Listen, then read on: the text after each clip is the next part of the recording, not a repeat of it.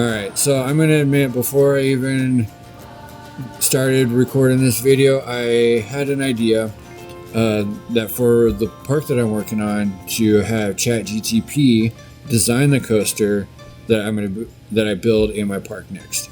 So I asked it to build a roller coaster with a layout that I could build in Planet Coaster. The terrain is on the side of a grassy and rocky hillside outside of a rustic Caribbean town. It cannot be a floorless coaster or an inverted coaster, because those are the two types I have already built.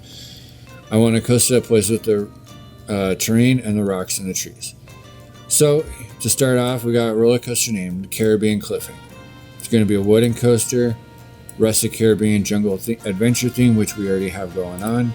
First element is the cliffside plunge.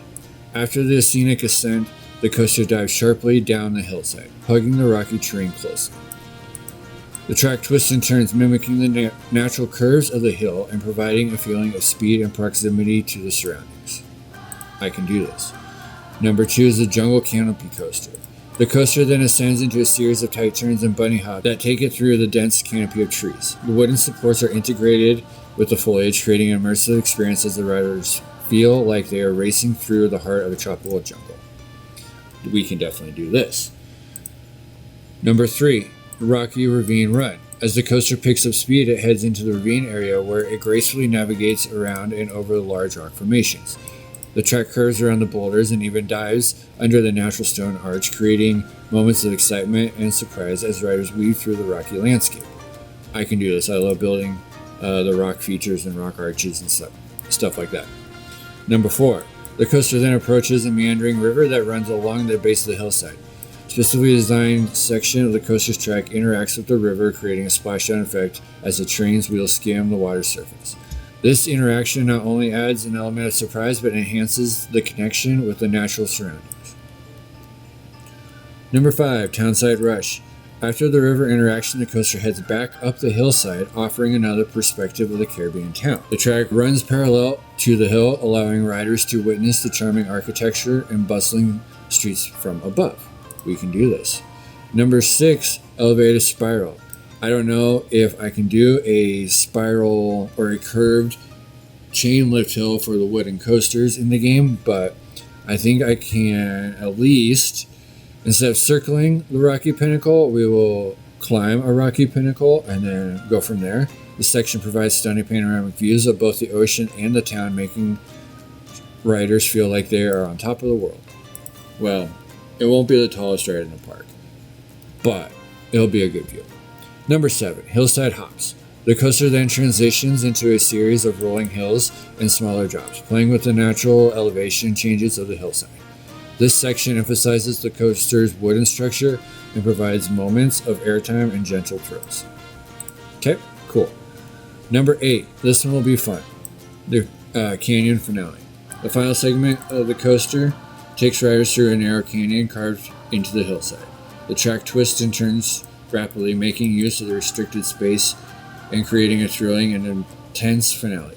As riders exit the canyon, they're greeted by a triumphant return to the station, completing the Caribbean Cliffhanger adventure. Now, I'm down for all this. I think it sounds great. It's not too specific, and I can definitely work this into the area. So let's jump back over to Planet Coaster and start our build. Alright, so we are here in the park.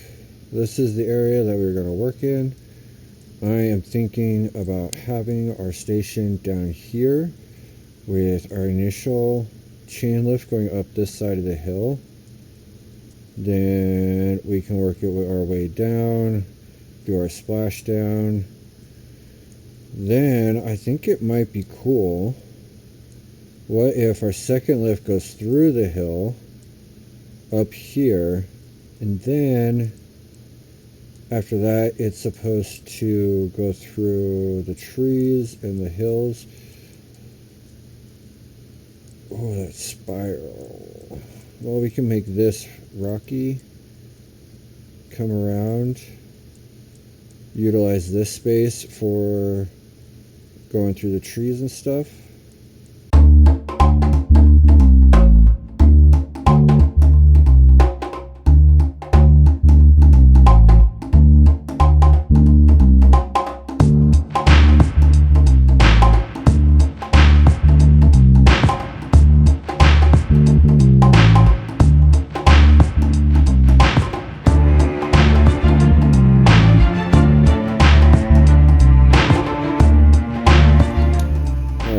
So we're sitting here at 123 feet. We'll see if that works for us for now. The first thing on our agenda is the twists and turns around the rocks, and then after the rocks it goes through the canopy. So what if we have a rock section up in here?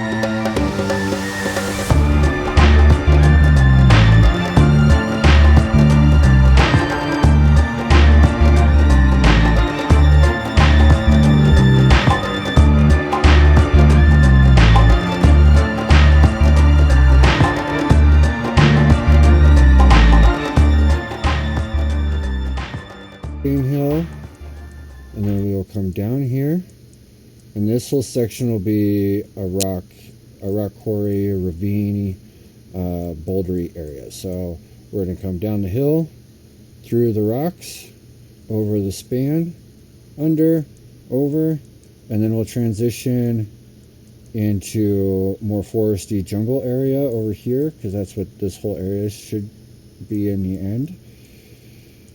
Then we're going to loop back around. Oh, I forgot to clear that. Go back under the first drop, then over the track. Then we drop back down here into our rock ravine. And then we come back up and over, come back down to our water splashdown.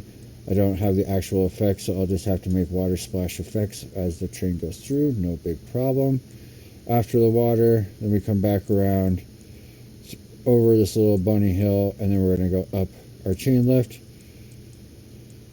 and pop out here somewhere. We'll see where we get after this.